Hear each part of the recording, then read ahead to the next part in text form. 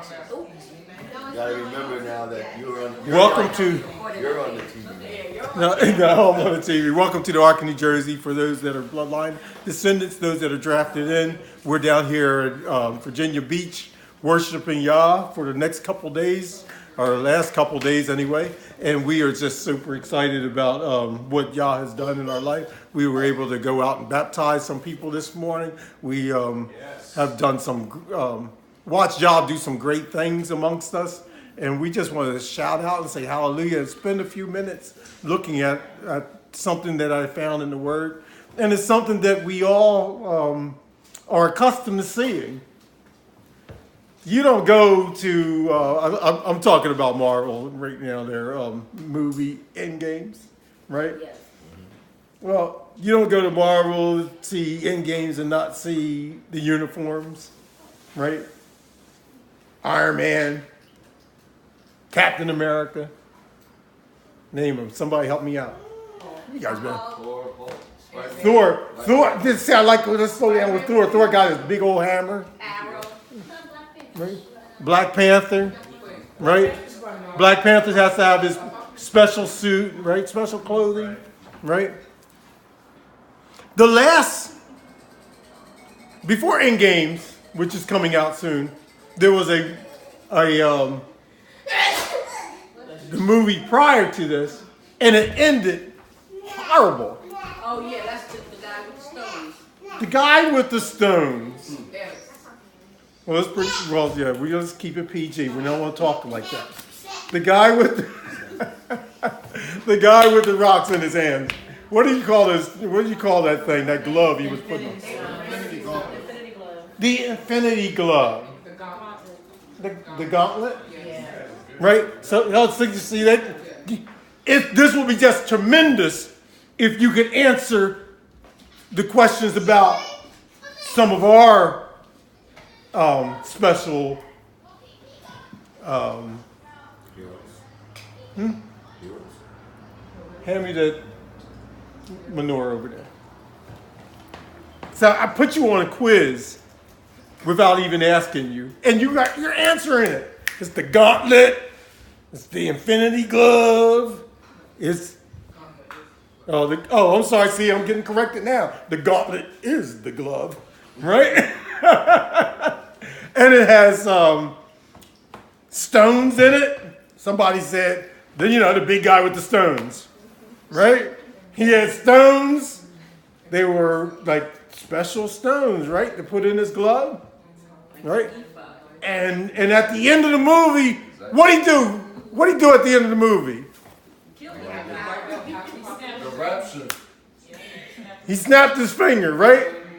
And he snapped his finger. What happened? Half the people were disintegrated, turned into what? That was the vision. That hadn't happened yet. That was the vision of what was going to happen. Oh no, that was the end. That was fair. I mean, It comes out next week. no, but they all okay. At the end of the movie. At the end of the movie, half the people were. All right, half the people were dead until something else happens, right? So half the people were dead. That's the vision. That was like, that was a horrible ending. It was. Right? It's like, now how long ago was that thing? Last year. We had to wait a whole year for them to finish to give us the next chapter. And the anticipation has gotten people literally on the edge of their seat, waiting for the next episode. So, speaking of superheroes in Fantasy Island, when I was a child, and I was in high school even, Batman and Robin were on TV. And at the end of the episode, almost every episode, same bat channel, same bat time. Right? Yes. And guess what? Wednesday night or whatever night it was at 8 o'clock when he was coming on, we turned off the phone. We didn't have cell phone, right? We got in front of the TV and was waiting. Eyes all big, like, if you look at it now, you're like, really? You guys actually sat and looked at this? Batman! And we went to a thing just to look at what was coming up because, you know, half the times he was tied up, wrapped up some kind of way. How's he going to escape? And so we got to see the next episode. The powers of the air have persuaded you that you can not only wait for a week, you can wait for a year. Yeah, the powers of the air. Who broadcasts the telewaves, the movies, and all that? Satan. Satan. A Satan. He's got this thing all figured out. I will keep you so distracted. If it's not a baseball game, football game, basketball game, or soccer game, then I'll feed you entertainment. I got you. Concerts, don't forget that. Concerts. I'll take your money. I'll make you sell everything you have to come be entertained. You know there's a God of entertaining, right? And most of us fall into the trap of it because it's one of those L's that we don't want taken down. We like that L. Everybody like to be entertained. Some of us go to church to be entertained. That's why some of the pastors are as popular as they are. Not because they know the word, because some of them are as dumb as a doorknob. But they sound good. They sound good. They dress good. They have, what's that word? What's that S word? Charisma? The S word. Swag. Swag. Oh, swag. Oh, yeah. That's why some of them have problems with the women because they have so much swag. The women are ready to swag with them. They're like, wow, you see that suit? You see that suit he came out in? Oh my goodness. Just like the infinity glove, the gauntlet, he could just snap his fingers and some of them will come. Oh, I know it. I've seen it. I witnessed it. I didn't say I experienced it. No, slow it down now. But I've seen it, right? He told me I was giving my body to the Lord. Yeah.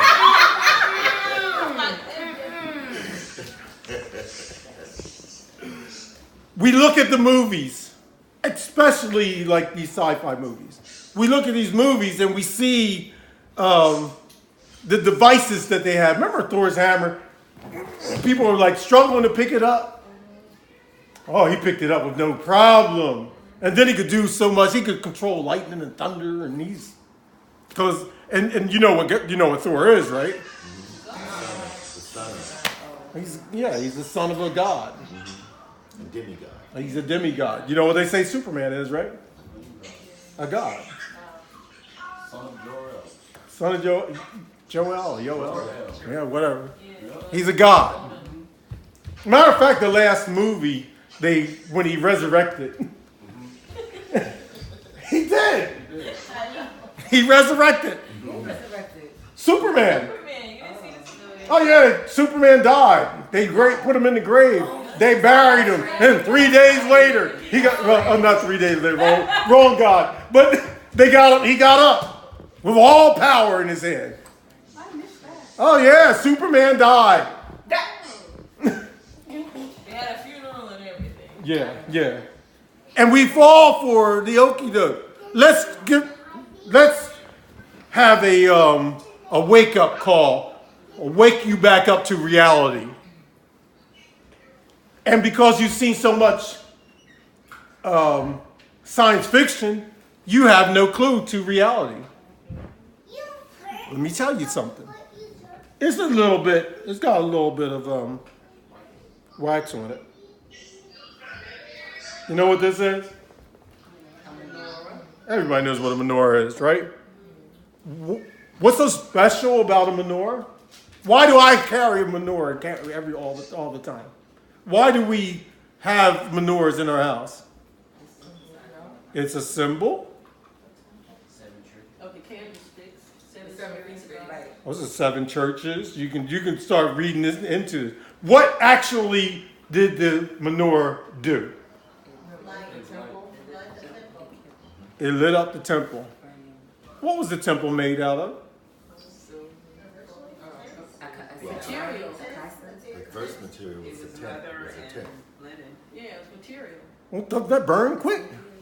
Doesn't that burn easily? So, wouldn't this be like the last thing you want to put inside of a tent? Wait a minute. They were at the door. Wait a minute. At the door? The door to the inner, at the door. It was inside the tent. Now, Okay, Holy of Holies, right? yes, inside. Read the book. The book tells you how the tent was made, how the original tabernacle was made. It was laid with layers and layers and layers and layers of cloth. So many layers that it was pitch black. Now, if I put my tent, this little menorah in a box, simulate it, make it smaller, about the size of what? Okay, so the ark actually had something that was maybe 8 feet tall. This thing was big. It was huge. So when you light it, you're going to have a huge flame. Where's the smoke going? Well, how's it getting out when there's a box? If I put this inside of a box and I cover it up, it's going to burn out. Right. How does the candle stay lit? Come on. It just says they can't. It was a supernatural event. So they couldn't go in there to see unless the menorah was lit. How does it stay lit? We see Fantasy Island and we're all excited. But when you see this, you don't see the excitement of the candle lighting and staying lit inside of a cloth covering. What if it fell over and burned the whole thing down? Something like, what if the fire gets too high? It's all climatically controlled by Yah. The smoke that was in there was not the smoke from the candle. It was what? The Shekinah glory filled the temple.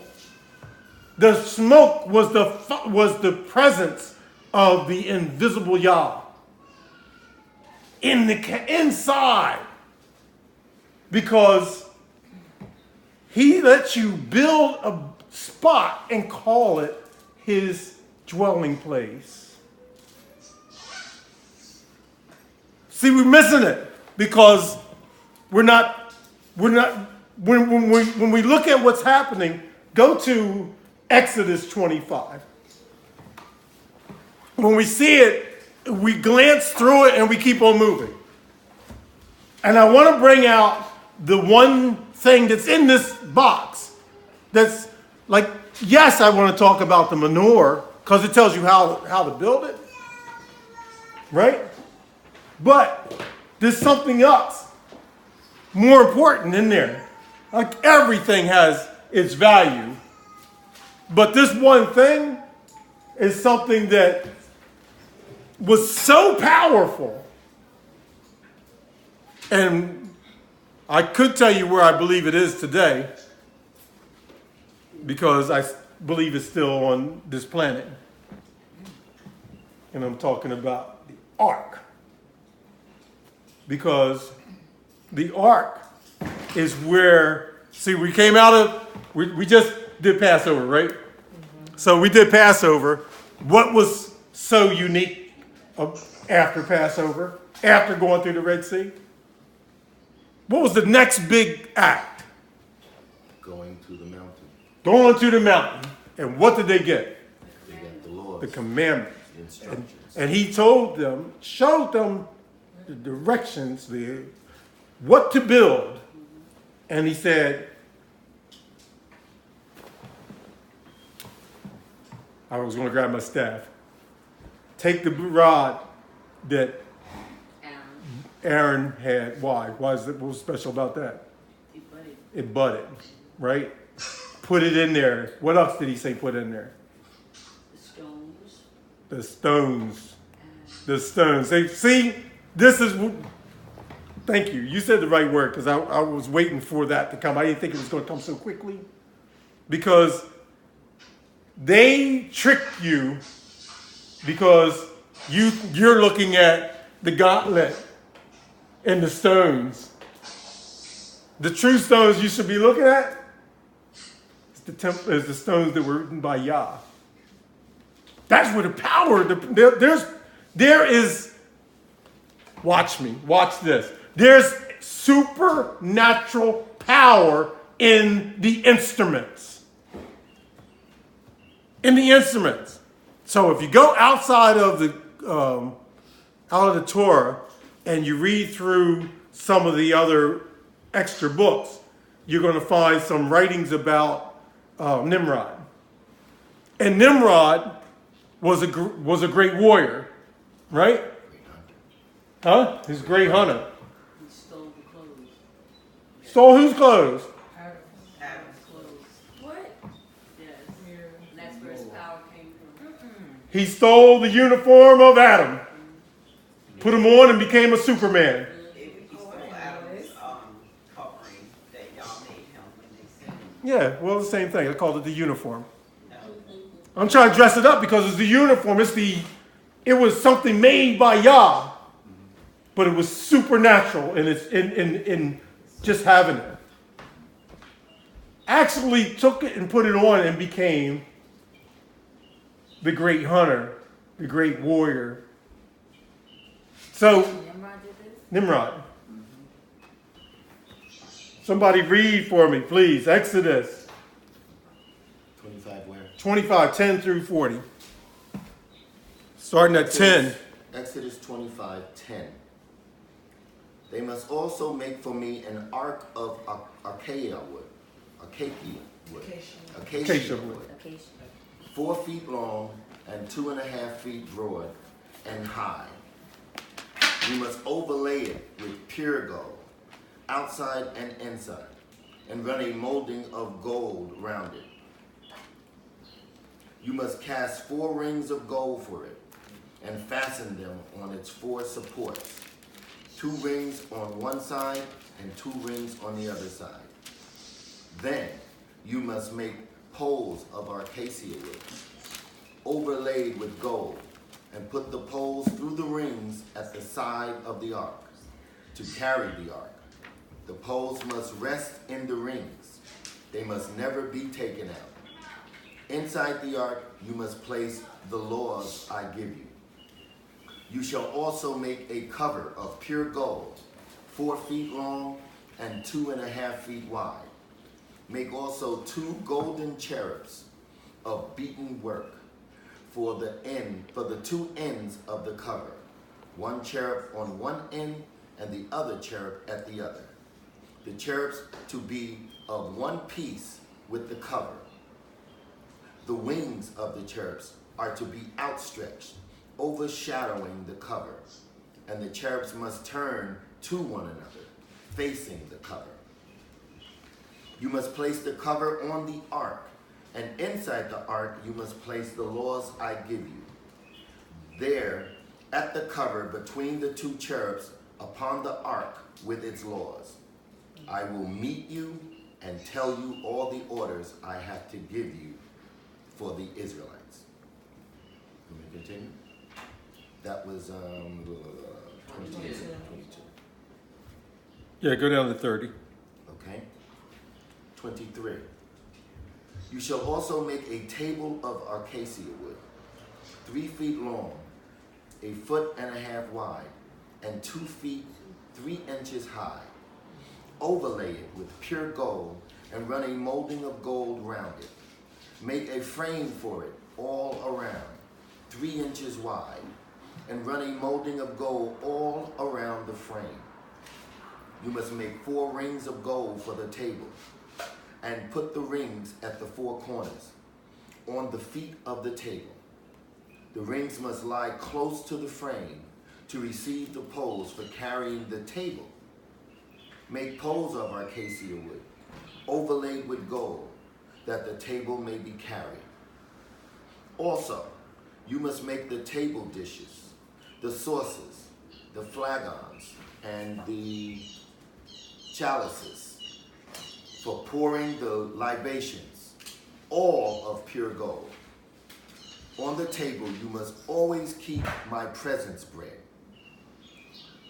You shall also make a lampstand of pure gold, beaten work, all of it, both pedestal and shaft, its cups, both calyxes and flowers. Okay, so he went through telling you about making the ark, and now he's talking about making the menorah.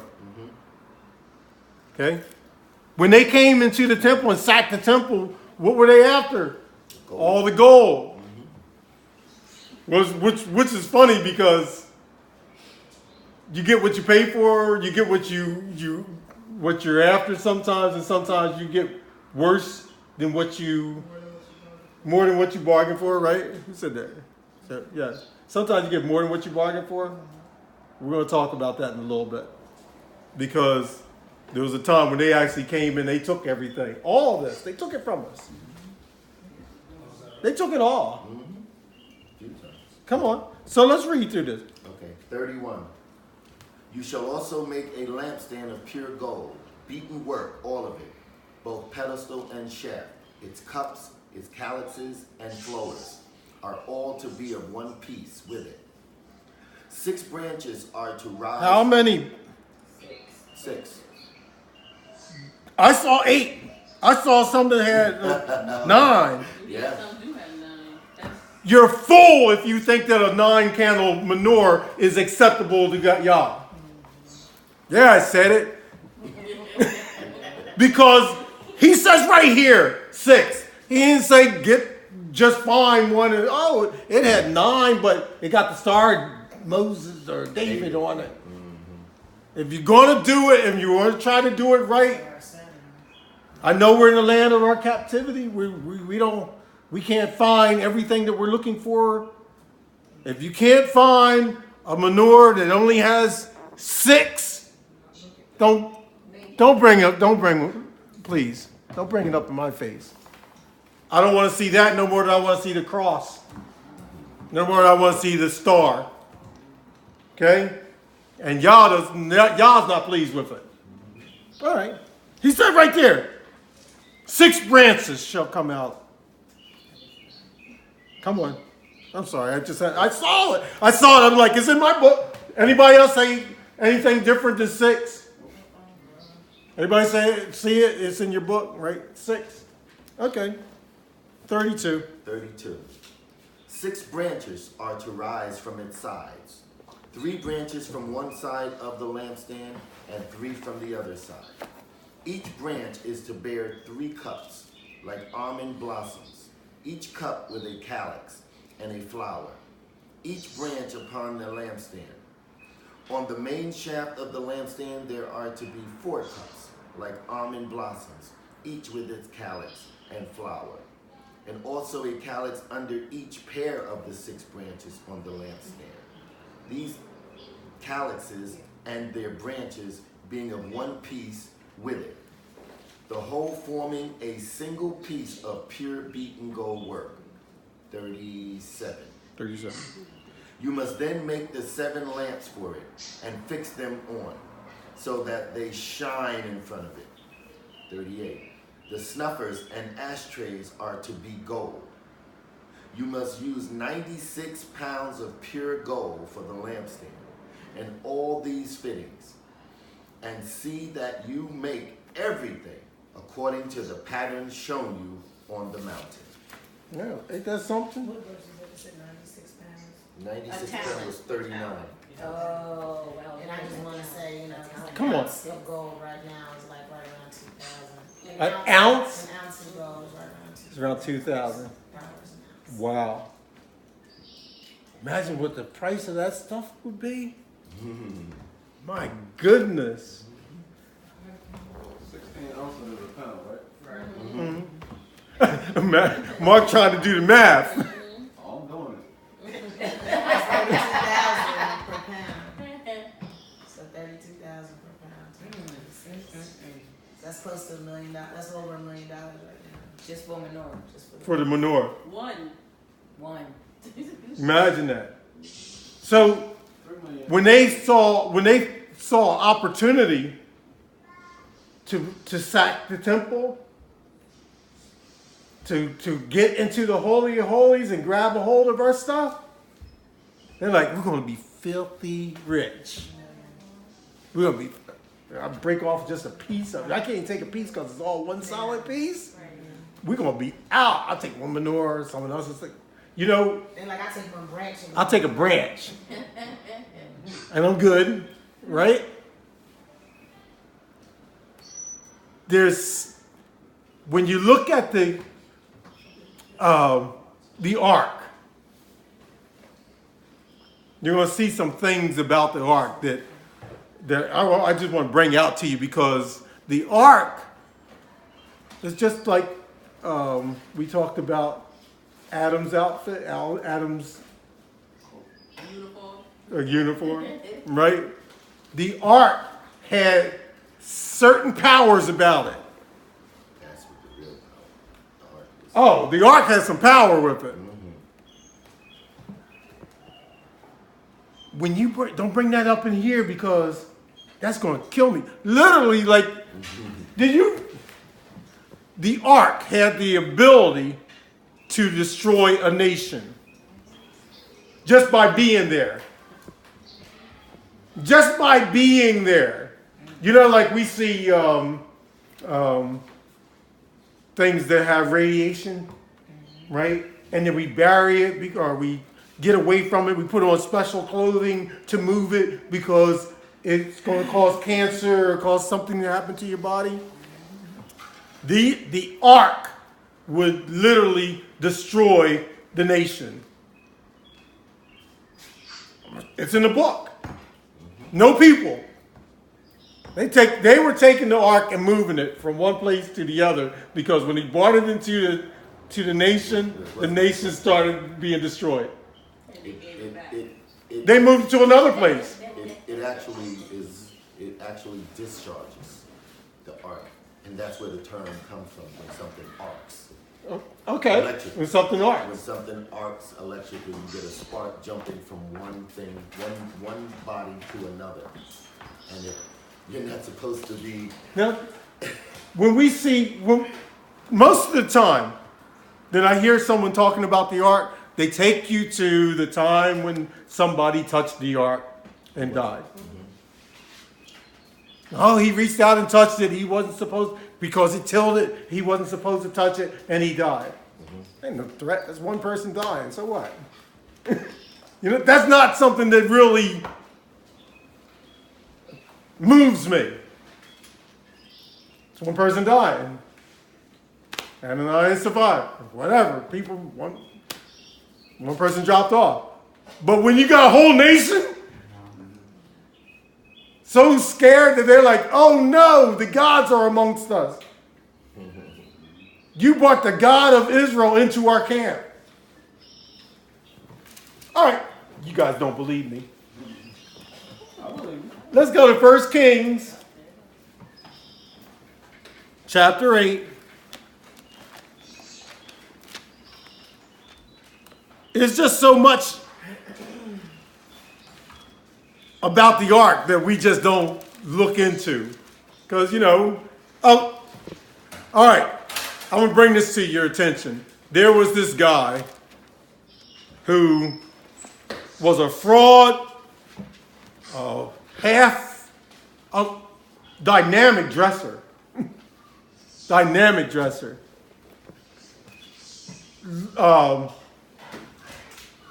Was doing some kind of witchcraft from the pulpit.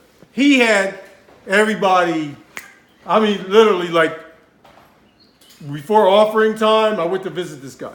Before offering time, they turned down the lights.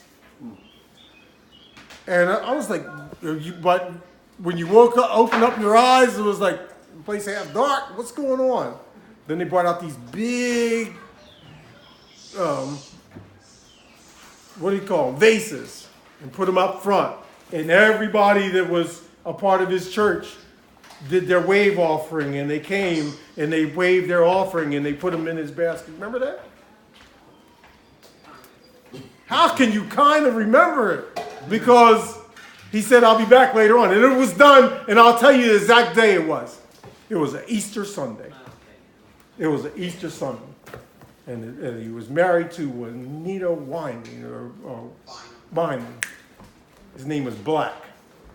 That was her husband. Wicked man. He had a Maybach sitting out in front of his, wrapped around with ropes.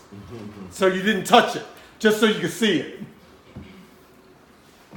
What did he have up in the rostrum? Do you remember that? You probably don't. He had the Ark of the Covenant. He had a fake ark up in the front, with just like the descriptions here, with the angels. And why did I say he's wicked? He's the one that beat her down in the parking lot, or did she beat him down? I think she won that fight.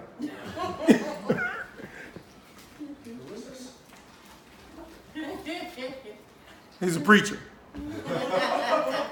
He was a creature. And Yah soon removed him from his ministry, from that ministry. I don't know if he did time or something. What happened, Well, but it was bad. It was wicked. He didn't live happily ever after. No, he did not live happily ever after. Why did I bring him up? Because he didn't have the fear of Yah in him. See, some things you don't play with. Like the guy that was playing around and they resurrected him at the church, right? Oh, yeah, I saw that. Yeah, you saw that. You know where he is now, right? He in his grave. Sheol. Do you mean that came out of the Yes. casket, right? Yeah. He died about 3-4 weeks later. What? I don't know why you saying what? Like you surprised. What he died from? Just natural thought? Well, He died because Yah says your time is up. All of a sudden his stomach starts swelling up. surprised it was the pastor that didn't die. I know. No. Some of them they keep it going for a long time. The pastor, whatever. All right, 1 Kings chapter 8. Let's just read the first 12 verses. I'm ready.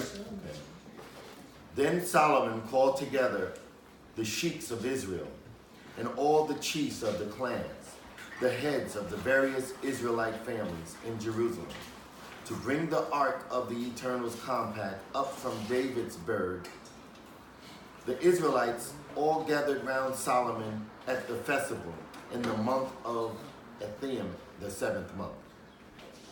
The sheiks of Israel all went with the priests and carried up the ark of the Eternal, the trysting tent, and all the sacred articles inside the tent. These were carried by the priests and Levites, while King Solomon and all the community of Israel, which had gathered round him, walked in front of the ark, sacrificing sheep and oxen, past all counting and numbers.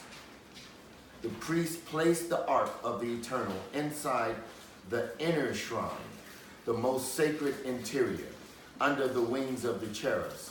For the wings of the cherubs stretched over the place for the ark, covering the ark and its poles.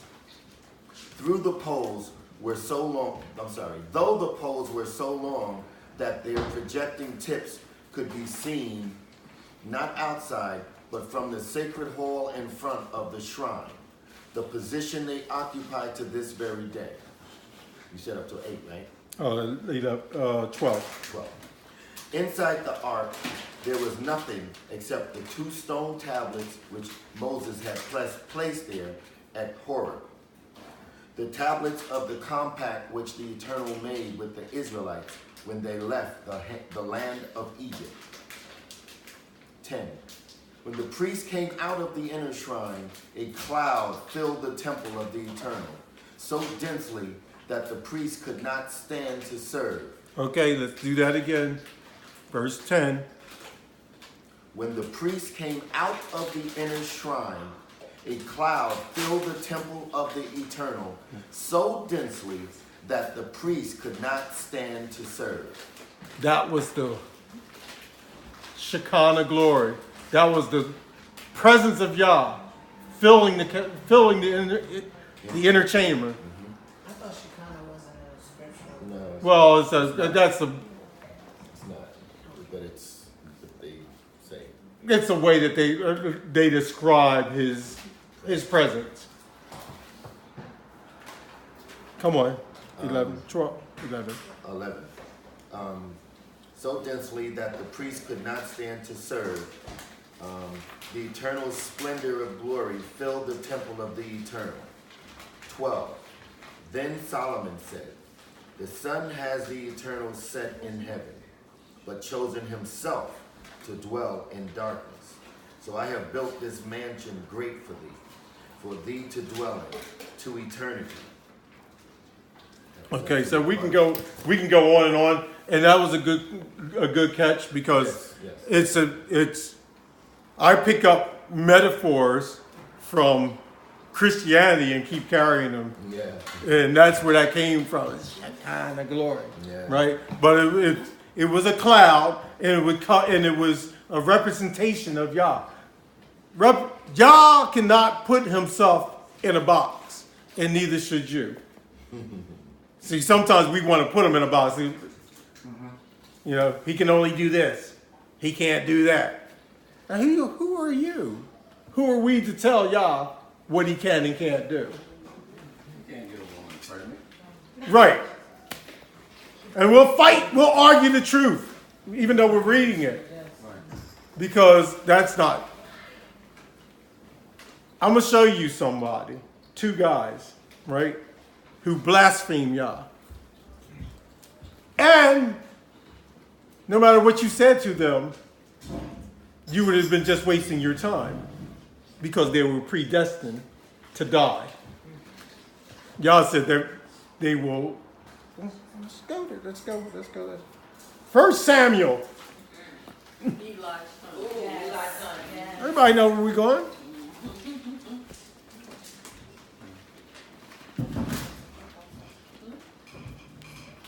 And the reason why I wanted to go here is because at the end of chapter 4 of 1 Samuel is a great ending. It's the same ending as the last Avenger movie. It's the same ending. Ichabod! The glory of Yah has departed. 1 Samuel chapter 4. Chapter 4.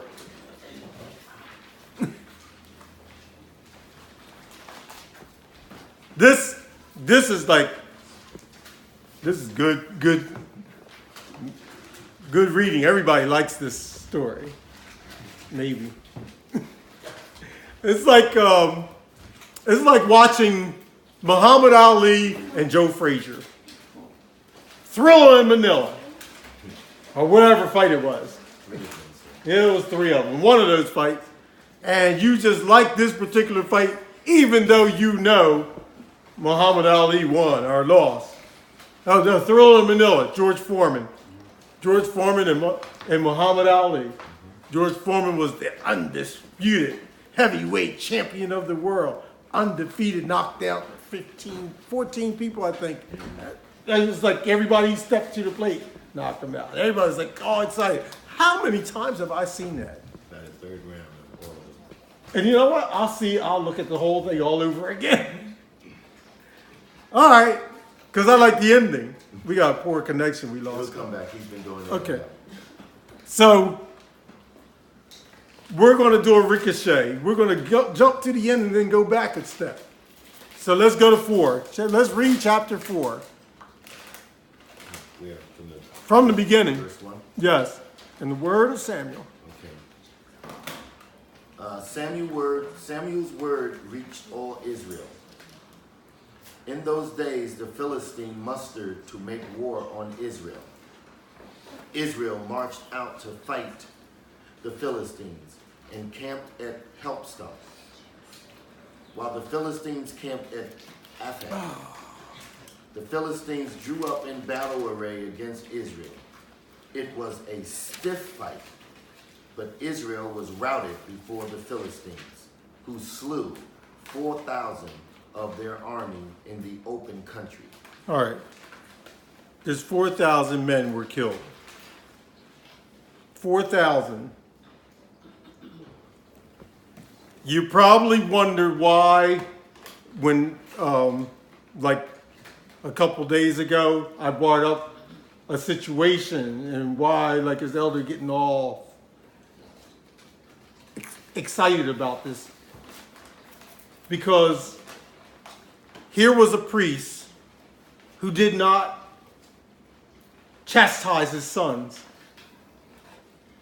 Because he didn't chastise his sons, 4,000 of us died.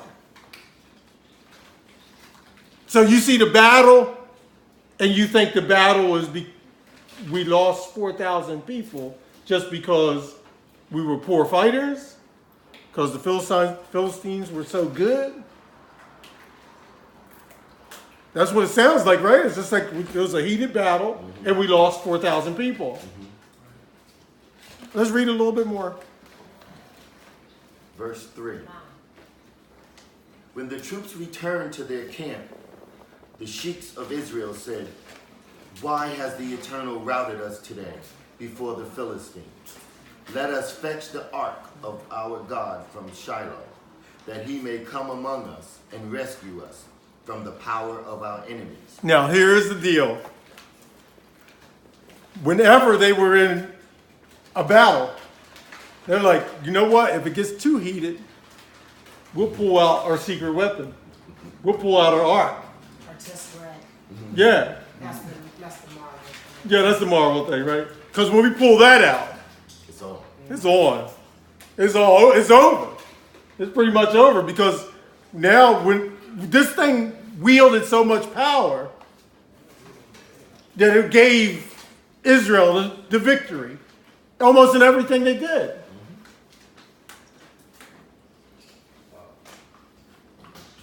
I want to go with Samson because there was a time when he woke up and he didn't have his power. Right? He's like, still looks good. Punched something and it didn't move. Like, oops. Uh-oh. Right? So, they're bringing in the covenant. We got backup, you know. Everything got to work now. Let's go. Okay. Verse 4. So the people sent to Shiloh and brought away the ark of the Eternal. And I have in parentheses, throned on the cherub, something. And along with the ark of God, Eli's 2 sons, Hophni and Phinehas. When the ark of the Eternal reached the camp, all Israel raised a mighty shout till the earth resounded. And when the Philistines heard the noise of the shout, they said, "What is this noise of mighty shouting in the camp of the Hebrews?" When they learned that the ark of the Eternal had arrived in the camp, the Philistines were afraid. "These are their gods," they said, "who have come to them in camp. Woe to us," they said. "This has never happened before. Woe to us. Who can rescue us from the power of these mighty gods?" These are the gods that struck the Egyptians with all manner of plagues and pestilence. But courage, Philistines, be men that you may not be slaves to the Hebrews as they have been slaves to you. 10. So the Philistines fought, and Israel was beaten. Every man scurried home, and there was a terrible slaughter, for 30,000 infantry of Israel fell. Oh, whoa, whoa. We went from 4 to 30. There's something in the script that you just read that shows why they fell. Anybody got it? Anybody see it? Yeah, they took the ark out of there. Holy for holy. No, they took the ark out, but that should have given them the victory. Eli's 2 sons. He brought Eli's 2 sons. Everybody know why that's an issue? Let's go back to 2. Let's back up to chapter 2. Or chapter 3. They were horrible. They were stealing. They were horrible. Chapter 2. They were taking the sacrifice. They were taking the sacrifice slaughter. Hold up.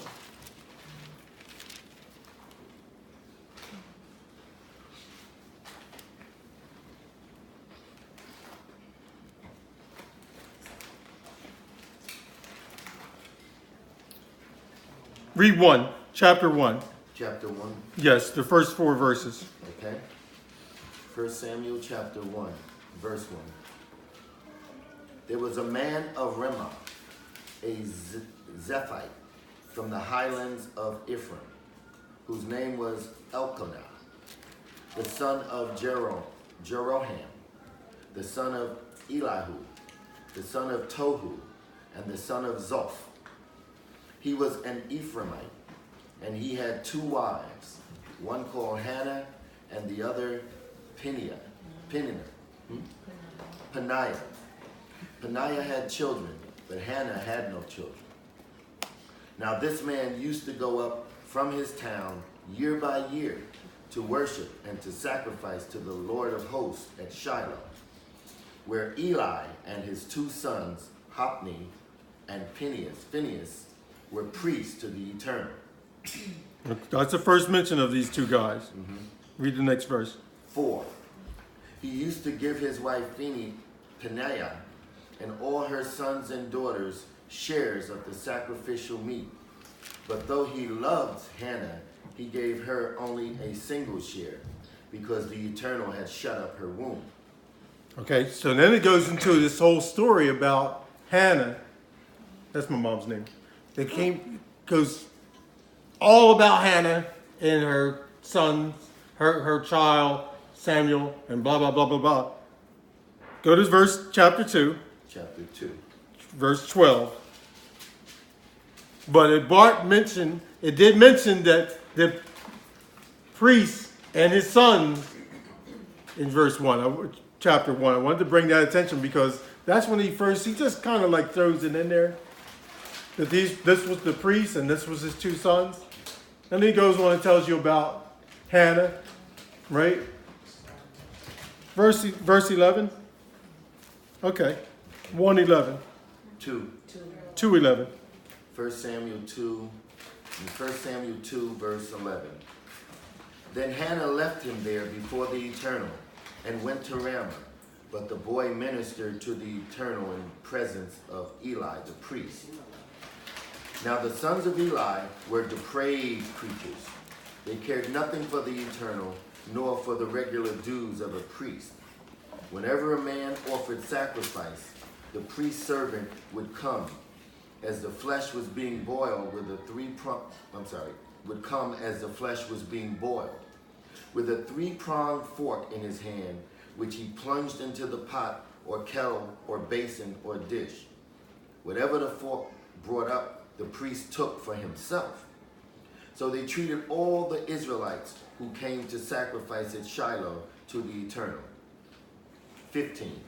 In fact, even before the fat was burned, the priest's servant would come and tell the man who was sacrificing, "Let the priest have some of the flesh for roasting.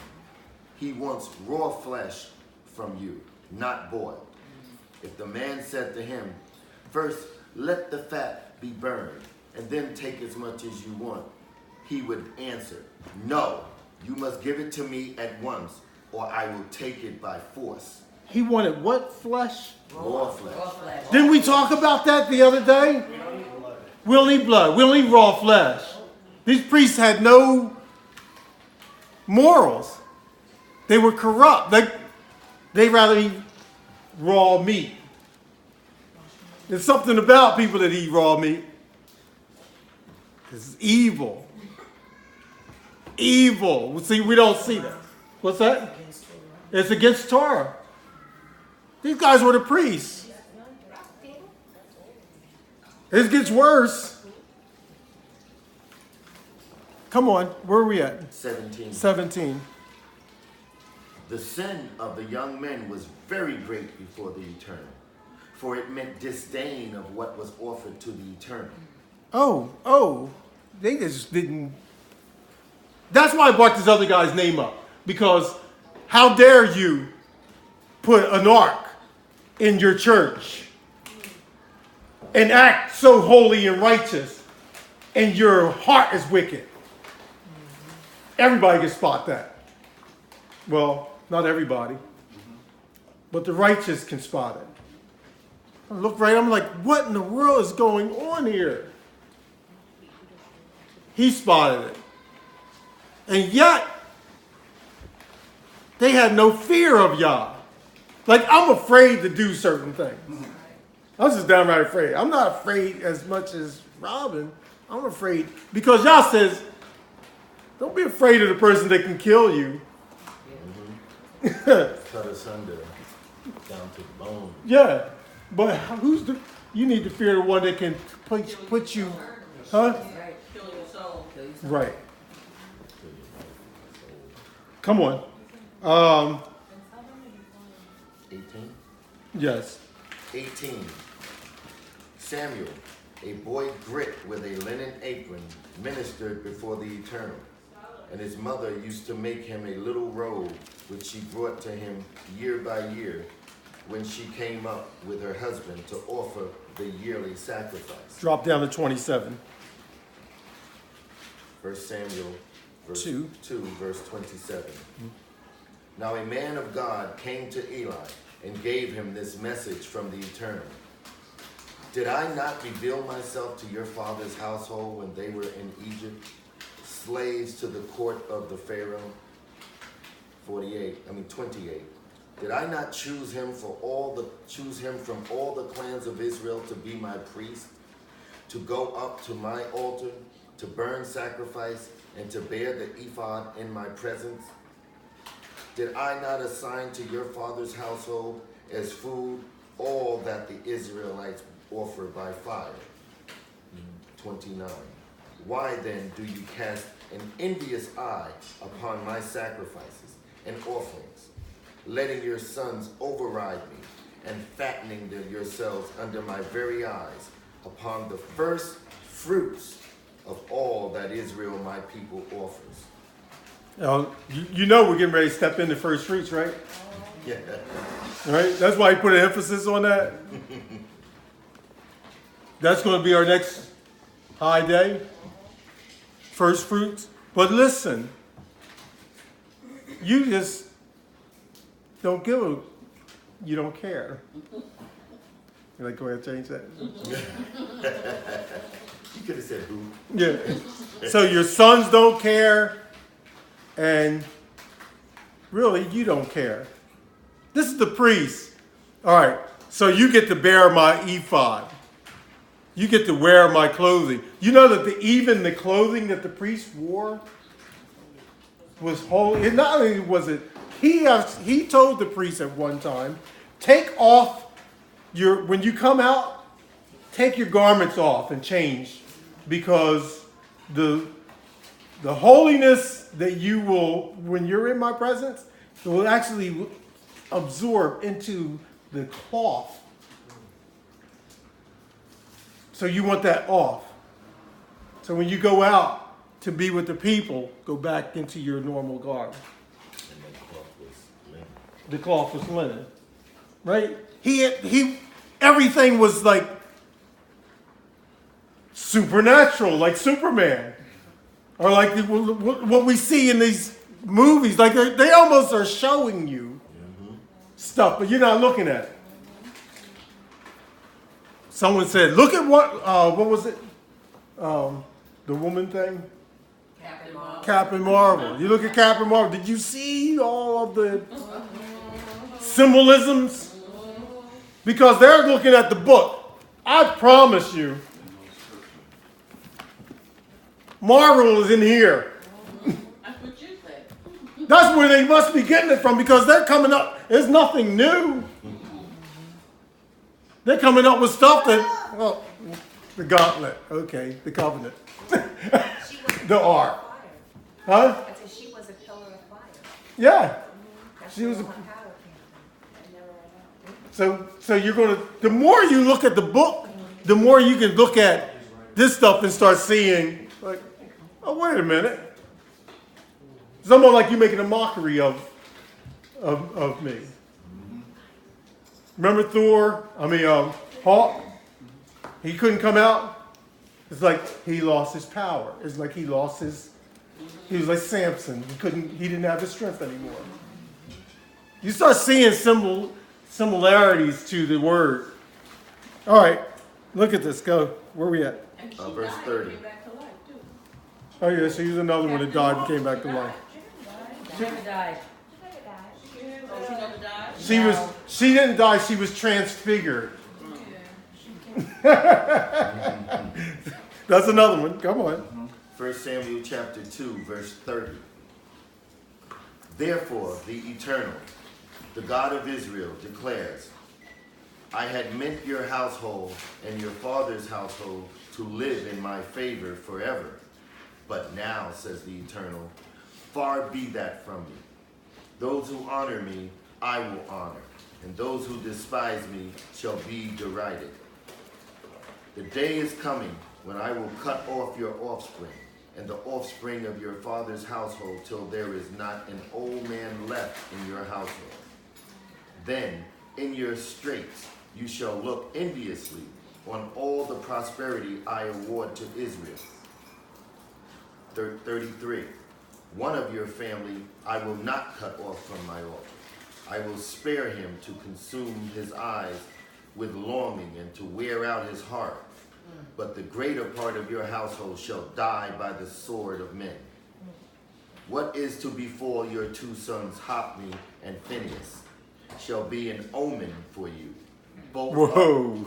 Whoa. It's going to be a sign for you. You're going to see this happening right before your eyes.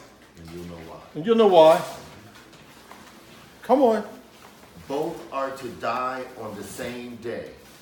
But I will raise up for myself a faithful priest, who is to do whatever I plan and desire.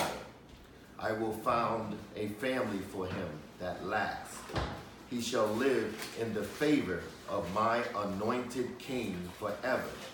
And any survivor of your household shall come and do obeisance for a pittance of money and a piece of bread, crying, do not put me in some priestly position that I may get, do put me in some priestly position that I may get a bite of food to eat. So he's actually showing you that, like, They're going to lose it. you're going to lose everything. But listen to what the priest got. Prior to this, I'll bless you if you bless, I will honor you if you honor me.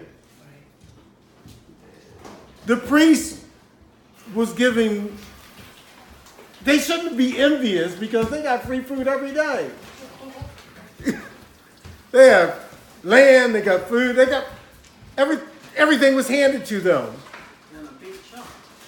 A big, yeah. Wherever they went, they were like, we got you, priest.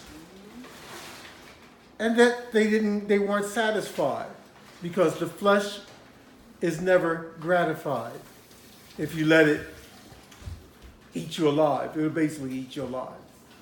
So let's go, let's read on because he's going to show a sign and a wonder. He already said that you two were going to die. Your two sons are going to die the same day. Yeah, I just wanted to add Yes. that he's raising up for himself faithful priests, it says. Mm-hmm. And he will live in the favor of my anointed king forever. And it tells us that we will be priests and kings until eternity. So it's not only talking, it's a prophecy also. Right. It's a prophecy about these priests who will be with the anointed one forever. Mm-hmm. So let's read. Okay. Where you want me to go? Just read just the first 5 verses of chapter 3. Okay. 1 Samuel chapter 3, verse 1. The boy Samuel was ministering to the Eternal in presence of Eli. A word from the Eternal was rare in those days. And there was no Visions were not common. Okay, so the vision was not common. And my spin on this is because the priests were wacky. Exactly. So why would he give you a vision? Right. You probably don't control the people with it if you did. Every church that you go to think they have a vision. I have a word. I got a word. I got a word for the year. I got a word for the day. Ability. Ability is our word for the day. I got the ability to do this. All right, ability to do this. And then you put big banners up, and everything that you do has that word. God gave me a word for you today. I have a problem with people that have all these visions and they're not walking right. Yes. Yes, sir. Neither are the people walking right and the pastor's not walking right. So how you got a vision? And who did it come from? Oh, they got a vision. I'm going to tell you how the vision works. One person comes up with a plan and someone says, oh, it worked for him. You see how much money he got? He came up with a word for the day, and that word for the day worked. No one said, I got a word for the year. Whoa! Did you see how much money he brought in? Because they're focused on the wrong aspect. They're not focused on you being holy and righteous. How am I going to fill my pocket? Fill the coffers. And then we go, and you see it. We make fun of it.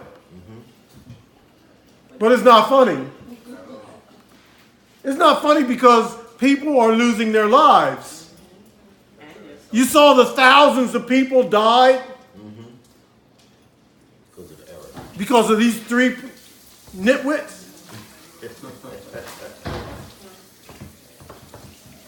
They can't hear from God because they got the wrong person supposed to be teaching them and leading them. These guys were perverts to the utmost degree. It says it in the book. And so then you think God's got an answer for you. He's got a vision for you. God will sit back and let you destroy yourself.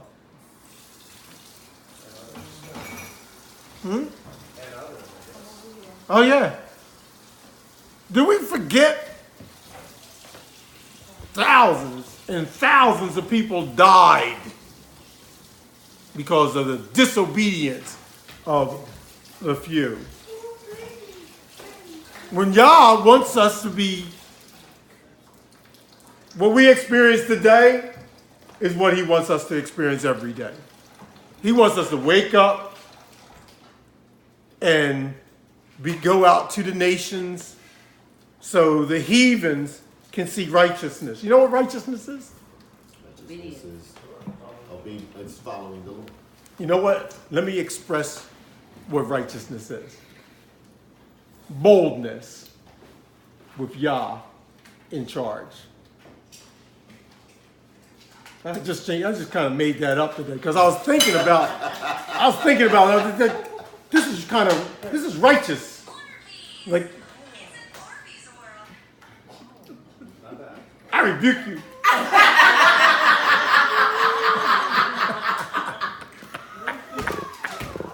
You hear it die? Hallelujah. Oh.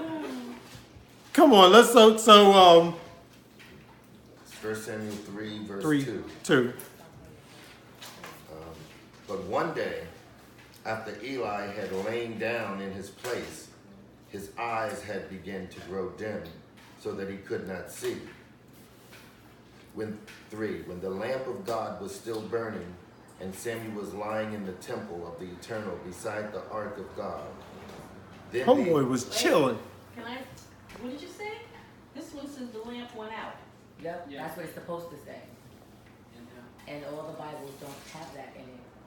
Just to let you just as I know. What is that? Yeah, mine said the lamp went out. Yep. Mine had not one out. Okay. What is yours? Say? It said, what verse are we speaking of? 3. When the lamp of God was still burning, and Samuel was lying in the temple of the Eternal beside the Ark of God, then the Eternal called, Samuel, Samuel. Verse 4, 5, he answered and said, Here I am, and ran to Eli, saying, Here I am, you called me? But he said, I did not call you, lie down again. So he went and lay down. Once more, the Eternal called, Samuel, Samuel. Then Samuel got up and went to Eli. Here I am, he said. You did call me. But he answered, I did not call you, my son. Lie down again. Now Samuel did not yet know the Eternal, and the word of the Eternal had not yet been disclosed to him. 8. So when the Eternal called Samuel again the third time, he got up and went to Eli, saying, Here I am, you did call me? Eli now saw that the Eternal was calling the lad. So Eli told Samuel, Go and lie down. If you are called, you must say, Speak, O Eternal, thou servant is listening. Then Samuel went and lie down in his place. So sometimes you can get a good word from a bad guy. So this is a wicked man, but yeah, he gave him a good answer. He's like, go back and listen. Because at one time he was right. Mm-hmm. He knew what righteousness was. But he stopped hearing the word from Yah. Because Yah had turned off his communication device, his cell phone. That's because he was doing wrong. He was doing wrong. See, we think that Yah's always going to listen to us. But if you don't do right, he will turn you off. So is that why it said the lamp was out? Because that can. Well, symbolically, it says that his eyes were getting dim. His eyesight was getting dim. But his spiritual eyesight was also getting dim. Okay, so his eyesight was dim, and that's why he didn't have the lamp on. The lamp was No. never supposed to go out. Right, but didn't you say that it said This the one light says was it out? went out, so he made another mistake. Oh, so they're just showing you What's that it's that, wrong. Enrique? I'm trying to figure out That's the what significance. I think. thought it was like Let's hear what there's no Enrique's saying. connection anymore. No, I was saying where it says before the lamp went out. So Be- it said the lamp was off completely. It says before the lamp. Before the lamp went out in the temple. So that's 3 different interpretations. Right. Yeah, and I'll have to go back to the original Hebrew and evaluate that. But what I will tell you is this. The man came to Eli and gave him a prophecy. Immediately, the prophecy started unfolding. He said, I'll raise up a righteous priest. He was literally raising up the righteous priest in the next verse. The little guy was now starting to take the leadership. And when he started calling him, Yah said, There's so many. you see, there's so many layers. connections. Yes. I mean, even with us, we had this conversation that, just because you were called for this walk, you can lose. You can lose it. You can lose it. There's no guarantee. It's not over until you are a changed being. Salvation is not a one-step process. Salvation is an eternal process. It's eternal life. He that endures until The end. shall be saved. It's a process. You start now. You took a dip today. That has to continue. You can't stop and say, well, how old are you? 18, 17, 15? You look like you're 17. Right? You can't stop at 18 and say, oh, I was baptized when I was such and such, I'm good. It doesn't work like that. You start going back and do other things, we start realizing, well, maybe he's not predestined. These two men, his sons, were predestined to die. By their own choice. By their own choice. All right. Where are we at? Verse 10. Verse 10. I hope this lines up with everyone else's. Verse 10. Then Samuel went and lay down in his place, and the Eternal came and stood, calling as usual. Samuel, Samuel. Samuel said, speak, thy servant is listening. And the Eternal said to Samuel, I am about to do a deed in Israel that will make the ears of all who hear it ring. That's what I wanted to put. I wanted to hear that. It's going to make your ears ring. It's going to be like, whoa, did you hear that? I'm going to do a thing. See, everything that Yah does is not what you expected. Sometimes he's going to do a thing that's... And you'll be like, oh my goodness. Sometimes he will affect people very close to you because of you. That's scary. Very scary.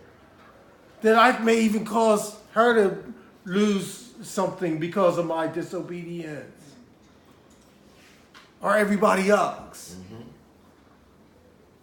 Yes, sir. Yes, sir. He'll do a sign. He does signs and wonders. Everybody thinks signs and wonders are good, right? Mm-hmm. Sometimes the signs and wonders are not good. Well, he opened up the ground and dropped those people in that were arguing against Moshe. Yeah. That wasn't good. No, and definitely was a sign. Everybody else like, yeah. All right, I get it. You got my attention. I'm with you, Moses. All right, come on. All right. He said he's going to make even the ears tingle. Verse 12. On that day, I will execute against Eli all that I have said about his household, from the beginning to the end. You must tell him that I will punish his household forever, because he knew that his sons were blaspheming God, and yet he did not check them. Therefore have I sworn to the household of Eli, that the guilt of Eli's household shall never be expiated, neither by sacrifices nor by offering. That's deep. Forever. That's deep. It's forever. It's like, you can't get out of this. You can't offer anything. you don't want to get caught in this trap. You don't want to get caught in this trap when you say, try. There's people that can cry to God. I don't care what kind of prayer you make it. He's like, no, I'm done with you. We got all grown-ups there. You can commit adultery. I won't say it. You can commit adultery also. And he says, you don't know, you're playing with fire, because that man's rage against you could take him completely over. And before you know it, he's killed you. He's murdered you in his rage against you committing adultery with his wife. And what does Yah call that? Even the world calls it justifiable homicide. Right. Even the world's like, you know what, Negro, you deserve that one. Said that temporary sanity, acts of passion, right? No, they give it a name. It's like, yeah, well, I guess he deserved that one. Because everybody in their mind says, yeah, I mean, I can understand that. I can understand that. You know, he did that. She did that. I can understand. He's lucky he didn't do more to it. Right. Go ahead. All right. Where we at? 15. Samuel lay till morning. In the morning he rose and opened the doors of the house of the Eternal.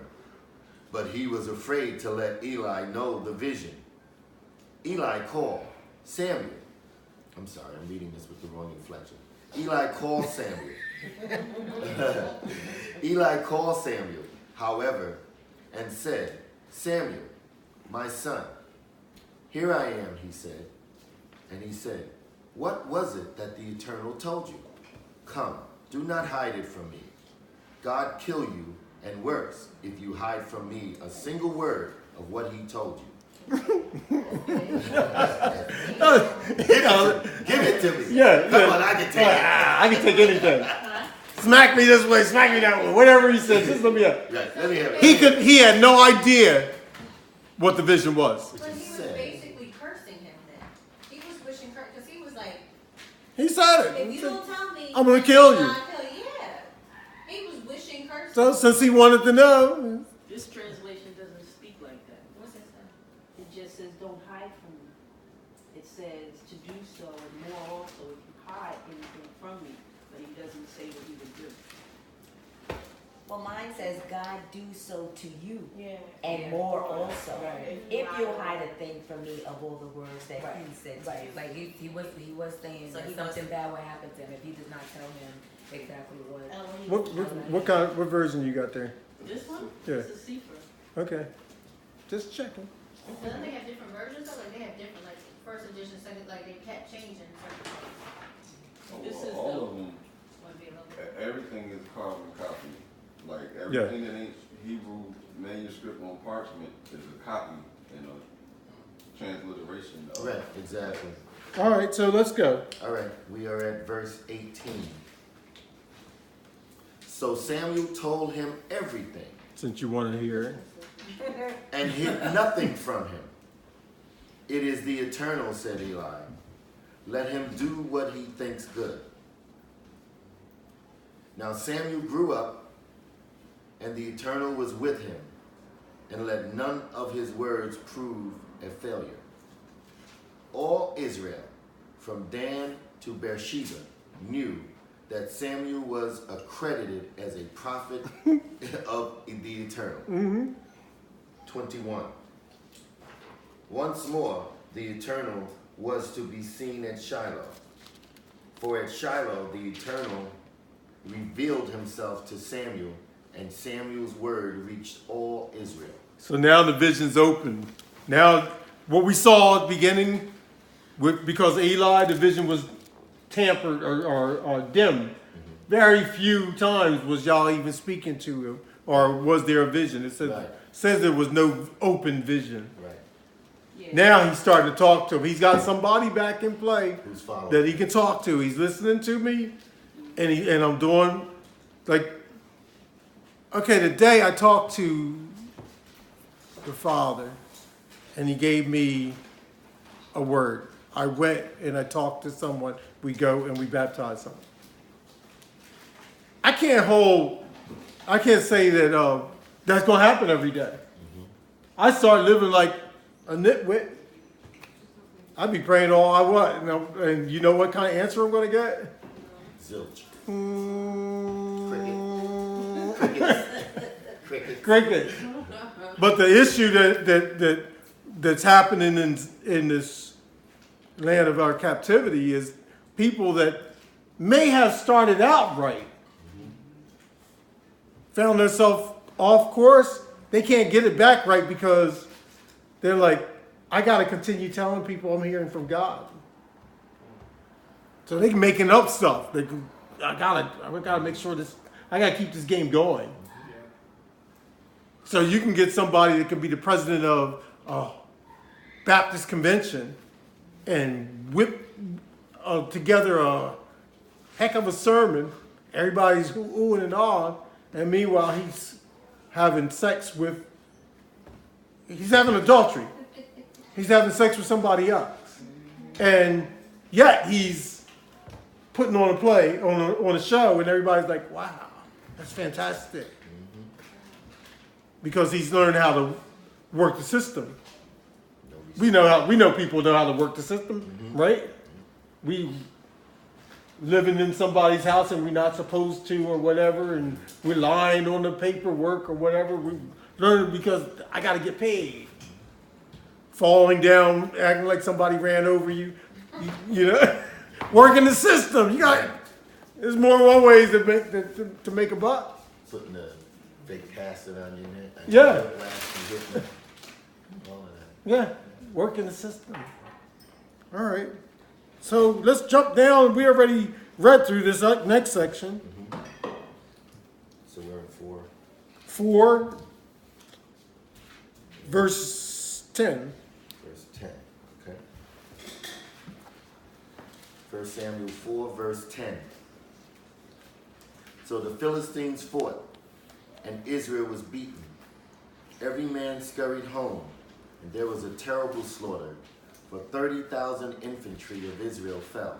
Now it makes a little bit more meat to this verse. Because we read this earlier. Now you see why 30,000 of them died. Because Yah said, I'm going to wipe out, I'm going to kick some butt right now. He's the one that allowed the Philistines. I used to wonder, why these guys keep showing up? Because he's using them. Why they keep showing up? They come here, they kill all these people, then they disappear, they come back again, then they come back with giants. They just keep coming back. They just keep coming back, and they keep coming back. Why do they keep coming back? Because Yeshua is using them. He's using them. He's allowing them to be his weapon. Weapon of his destruction. I wanted to pull my belt out. I may have a silly question. There are Sure. no silly questions. But when the curse was put on Eli's family, it said forever. Mm-hmm. So even though Israel is cursed because of the disobedience, but Eli's family, generation all the way forever, is cursed. So does that mean that line has no chance, even if they are? I can answer that. Or has it been wiped out, and that's the curse? I can answer that. Let him answer. Remember I started out with don't put Yah in a box. You want to find an answer to say, yes, everybody whose last name ends with a Y is condemned. Let Yah handle that. Because you're not going to be able to find their descendants today. You're going on this witch hunt to find who's already condemned. That's my spin on it. I know you want an easier answer, right? No. Okay. No, I mean, because he spoke that. So I was just saying, did they have an opportunity to because if they changed and they were obedient, could that be removed? If he speaks something, he speaks it. So it's then that means that it says forever. I mean, his word is the same. It doesn't change. So I can't answer that.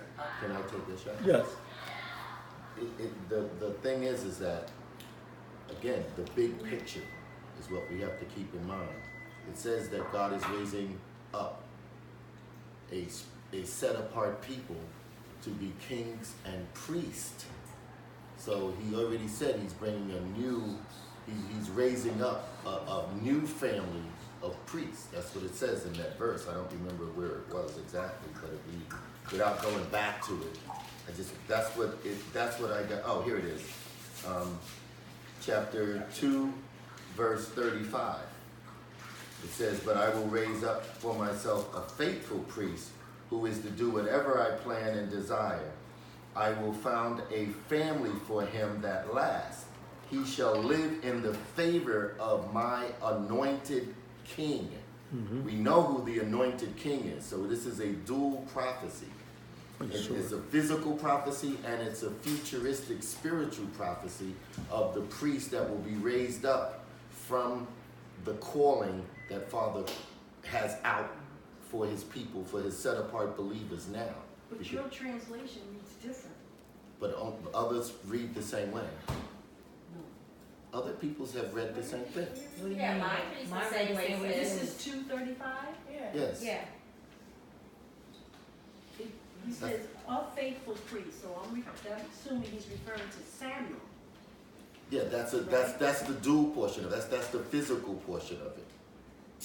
And that priest shall do according to that which is in my heart and in my mind. Okay, keep And going. I will build him a sure home, and he shall walk before my anointed bed. Okay, keep He's reading. just talking, but you just said 35, that's what 35 says. Well, my 35 also says, I will found a family for him that lasts. I don't know if anybody else reads. Can we table that and Yes. come back to it? Yes. All right, so we'll come back when we finish our little broadcast. We'll come back. All right. So we were on 12. chapter 4, verse 12. Actually, it was 11. 11. Okay. For 30,000 infantry fell, and the ark of God was captured. And Eli's 2 sons perished, Hophni and Phinehas. 12. And according to the scripture, they both died Correct. the same day. Okay. 12. A Benjamite ran from the ranks and reached Shiloh on the same day. Before you go any further, in the battle, they brought the ark, put it in the middle of the battle, and they end up getting 30,000 people died, and the ark was taken. This is important because they took our ark.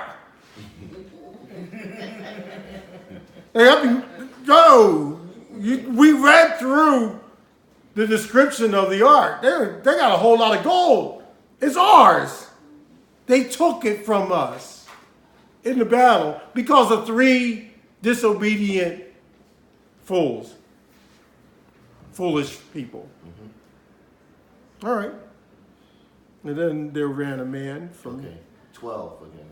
A Benjamite ran from the ranks and reached Shiloh on the same day, with his clothes torn and earth scattered over his head. 13. When he arrived, Eli was sitting on his seat beside the gate of the temple, watching the road. His heart was trembling for the ark of God.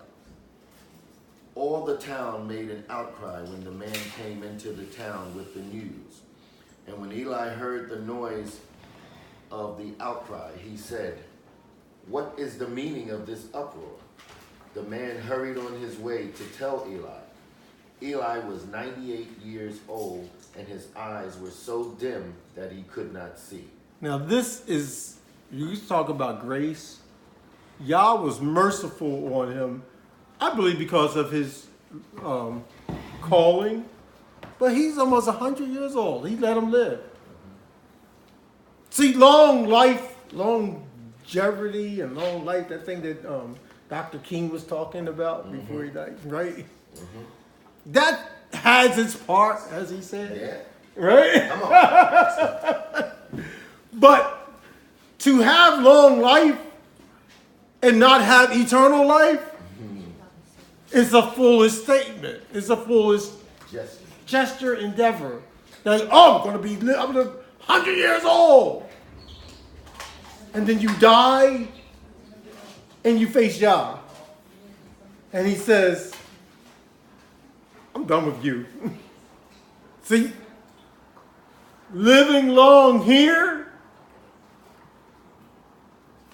and then dying forever. Compare the two.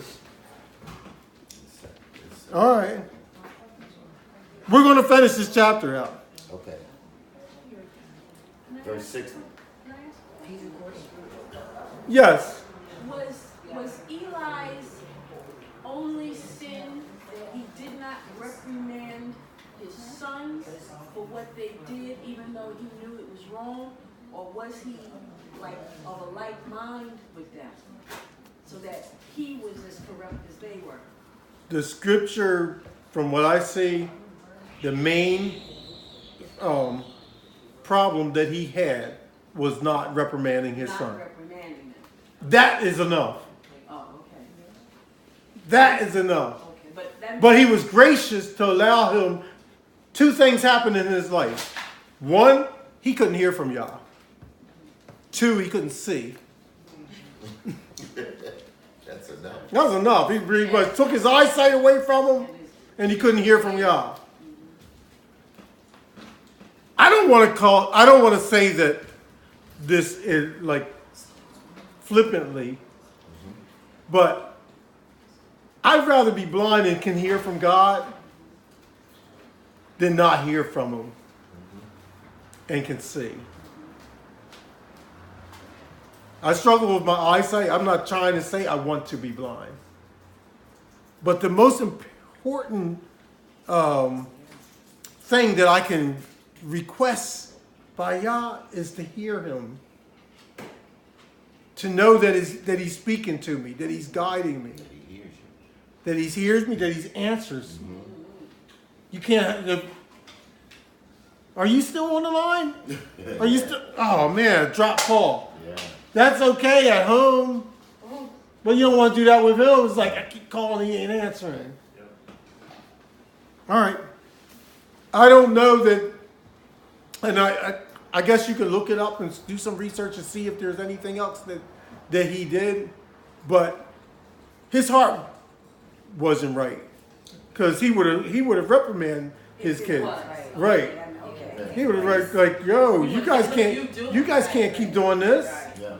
He loved his family more than he loved Yah. And that is the sin. That's the thing right now. You have to look. Everybody got to look. Who's the L in your life?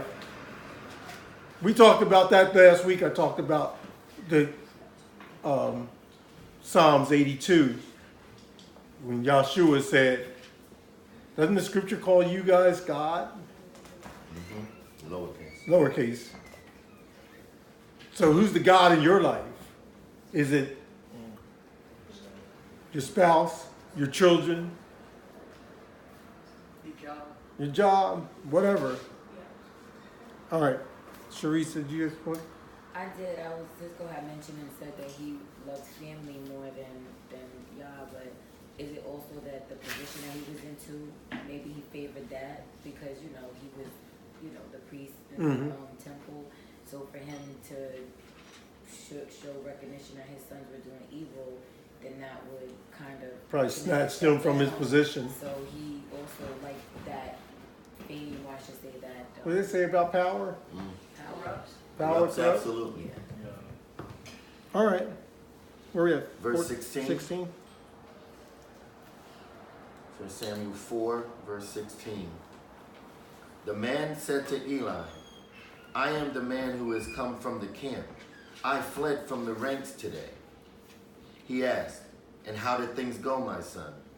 The messenger said, Israel fled before the Philistines. There was a terrible slaughter of the troops. Your 2 sons are dead, and the ark of God has been captured. That was the omen. Mm-hmm. That was the omen. He said, you're going to know this. You're going to know exactly what this is all about. That's why he was allowed to live that. Yep. He kept him alive. That's sad, isn't it? I'm going to keep you alive long enough so you can see. You see this in movies, right? I'm going to keep you alive until I kill your kids. Right? Okay. Come on. 19. His daughter-in-law, the wife of Phinehas, was pregnant and on the point of being delivered when she heard the news about the capture of the Ark of God and the death of her... No. Verse 18. Verse 18. You skipped 18. Oh, I'm sorry. I'm sorry. He said that's the best part. This girl likes violent movies. Come on. 18. When he mentioned the Ark of God, Eli fell back from his seat beside the gate. His neck was broken and he died. For he was old and heavy. He got all fat. Fat, blind, and now dead. And she says that was the best part. Go ahead. Verse 19. Okay. He had been over Israel for 40 years. His daughter-in-law, the wife of Phinehas, was pregnant and on the point of being delivered when she heard the news about the capture of the Ark of God and the death of her father-in-law and of her husband. She bent forward and bore a child, for her birth pangs came on her. As she was dying... Is this your favorite one? Oh, no. I don't have a favorite one of this. I You know, at the end of the movie, at the end of the last Avengers movie, everybody just started dying. Right? They were just dying. And then the movie was over. All right, so they're dying. I'm telling you, they're just rewriting history for us. All right, so come on. 20. As she was dying, the woman standing round her said to her, "Fear not, you have borne a son." But she said nothing. She never heeded them. So they named the child Ichabod, or no glory, saying, "The glory is gone from Israel, on account of the capture of the Ark of God, and on account of her father-in-law and her husband." Who named her? The The son? midwife. She ain't even named. No, read it. No, it says if she called the child. She named the child, the woman Yeah, that but stood it says she by didn't say her. Who named the child? It says she didn't say anything. That's right, read it. The mother never said The anything. mother didn't read. The woman that stood by her. The midwife. Said to her. I just want to make clarification. I want you to get this. Can you read it Exactly. again? It's not. What? Can you read it again? That's why we're doing it over. Verse 20 says, "And she was dying. The woman standing round her said to her," maybe it says women. Yes, this is women. Women Small. standing round It her says women. said to her, "Fear not, you have borne a son." But she, referring to the mother, said nothing. She never heeded them. So they named the child. She didn't even pay it any. She didn't. It says like she didn't regard it. In other words, she just like get that out of here. No, mine says they, because it says the women were standing around her. The mother never said anything. She never even She never acknowledged replied to the them. I'm child. just saying it still says she. But it, I know, but it's women. It says It's- women. One not- of them. It- okay, Okay, yeah, but we know it wasn't the mother right. because the mother didn't say a word. Okay. They named the child Ichabod, or no glory, saying, "The glory is gone from Israel on account of the capture of the Ark of God, and on account of her father-in-law and her husband." You don't have 22? No, this book does not have a 20. Oh my God. Oh. And she said, "The glory is departed from Israel, Oh, I read that. for the ark of Yah is taken." Okay. Yeah. Okay. I read that. All right. That's good. Yeah, but that's And- also in 21. Go ahead. Maybe edify everybody. Mine is not in Oh, it's When you, not? Oh, it says twice in this one. Moray Mark speaking. you're funny. When you go in the lexicon, it talks about about the time of her death. Mm-hmm. So that's 1 Samuel 4:20. So the woman died. The women, the word that the Hebrew word is Strong's 53:24, and it says the women who stood. So she didn't say anything. Right. It was the midwives or the women who were standing around nursing her. Mm-hmm. She died. Right. That's it. And just like Avengers, right? What a That's how it ended. that's the way this ends. That's it. Drop the book. Yep.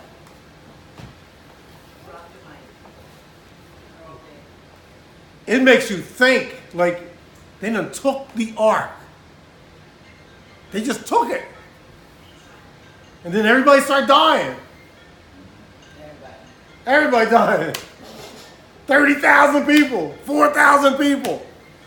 The priest's sons. The wife. Only a few people left, just like the movie. Only a few people left. And you want to find out what happens? Stay tuned to the Ark of New Jersey. Same. That channel. Next week, we'll come back and we'll tell you if you are so lazy enough that you won't read. Right? We'll see you next week. Hallelujah. Hallelujah. Hallelujah. Hallelujah. All praises.